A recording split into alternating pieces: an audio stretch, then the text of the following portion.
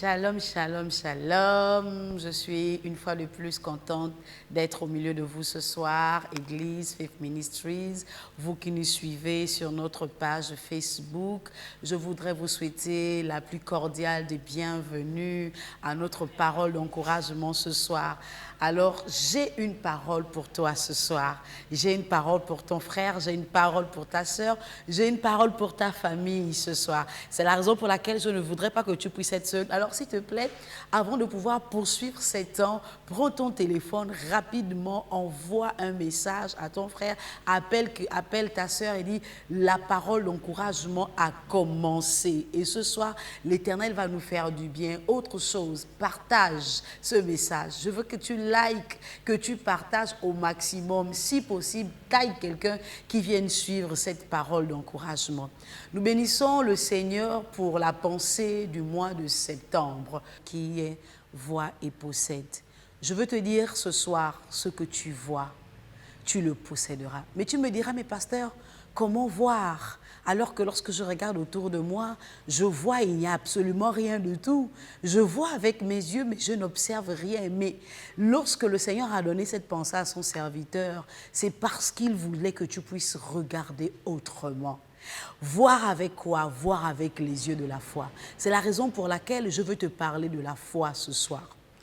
La Bible nous dit dans le livre de Hébreux, chapitre 11, au verset 1, « Or, la foi est une ferme assurance des choses que l'on espère, une démonstration de celles que l'on ne voit pas. » Extraordinaire.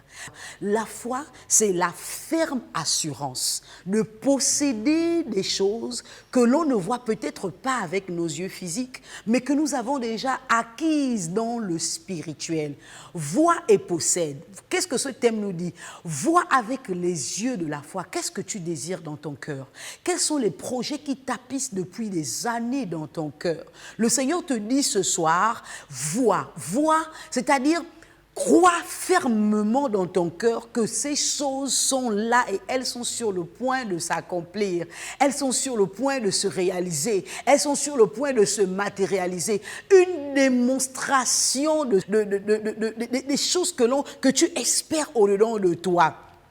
Au-delà de tout ce que tu veux, en dépit de tout ce que tu espères, en dépit de tout ce que tu désires, je pense que maintenant, et je suis venu te le dire, que le temps pour toi est arrivé de faire quoi? De pouvoir mettre ta foi en action, de pouvoir te mettre en action, parce qu'il est question de voir ces choses se matérialiser maintenant. Et ce qui est extraordinaire, c'est que septembre représente le 9e mois. Le 9e mois pour les femmes, nous savons très bien ce que cela veut dire. Le 9e mois représente le mois de l'enfantement, le mois de la délivrance. Je dis à quelqu'un ce soir que septembre, c'est ton mois de délivrance. Septembre, c'est le mois de l'enfantement, c'est ton mois d'enfantement. Ce que tu portes au long de toi doit être matérialisé ce mois.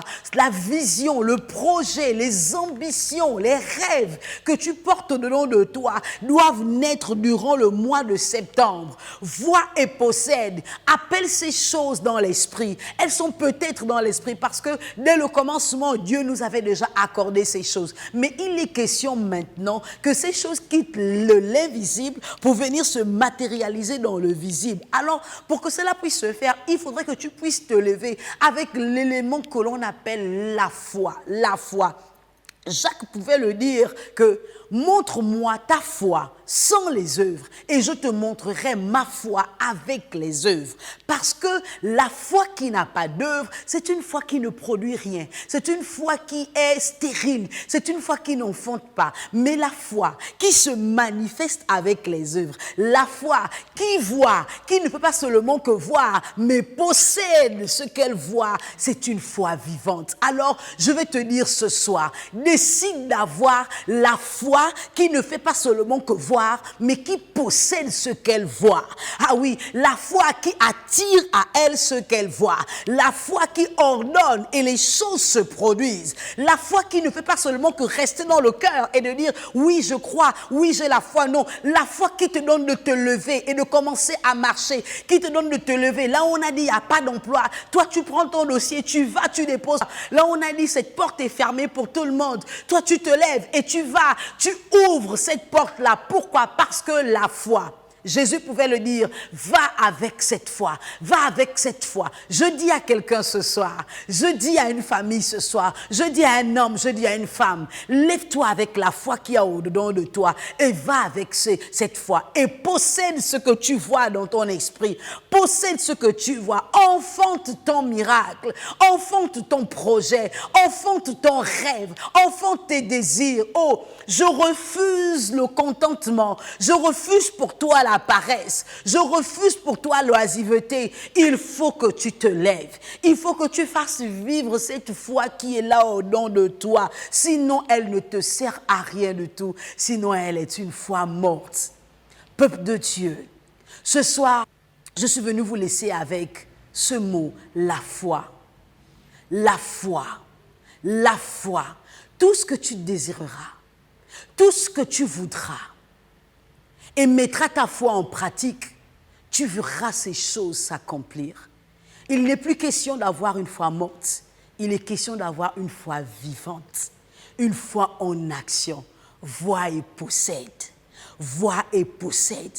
Il est question de prendre ta foi, de la mettre au-devant de toi et de voir les beautés, les bienfaits de ce que Dieu a prévu pour toi depuis son commencement et de les appeler un par un à l'existence. Je prie que cela soit le partage d'un homme ce soir. Je prie que cela soit ton partage, que ce que tu vois, tu le possèdes, que ce que tu portes au-dedans de toi, dans tes entrailles, dans ton sein, que tu le possèdes, que tu l'emmènes à matérialisation. Je prie que cela soit ton partage. Je prie que la foi qui brûle dans mon cœur, la foi qui brûle dans le cœur de nos leaders, dans le cœur de nos parents spirituels, que cette foi vous soit transmise, que cette foi vous soit communiquée au nom de Jésus. Une foi qui ne dort pas, une foi qui ne reste pas statique, mais une foi qui bouge, une foi qui se déploie, une foi qui va à gauche, qui va à droite et qui possède les possessions. Je prie que cela soit ton partage ce soir.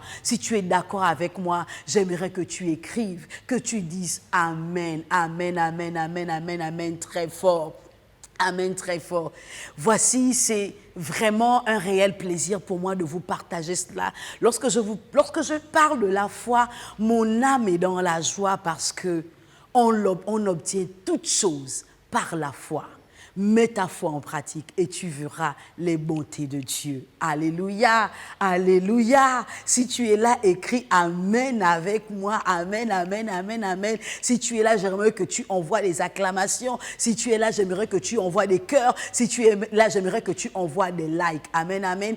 Je voudrais terminer ces temps en nous encourageant à prendre part à nos programmes en ligne. Pour l'instant, nous ne pouvons communier qu'en ligne. Alors, c'est la raison pour laquelle je veux nous encourager. Participons massivement. Nous avons nos temps de mercredi à partir de 20h, à cœur avec le roi. Nous avons les vendredis comme aujourd'hui, la parole d'encouragement, et particulièrement le dimanche à partir de 10h. Nous avons notre culte en ligne. C'est la raison pour laquelle je voudrais vraiment que nous puissions nous accrocher à ces moments, parce que ces moments contribuent à faire quoi? Contribuer à activer notre foi, à activer ta foi, parce que tu es un héros. Et le héros va de victoire en victoire, de conquête en conquête.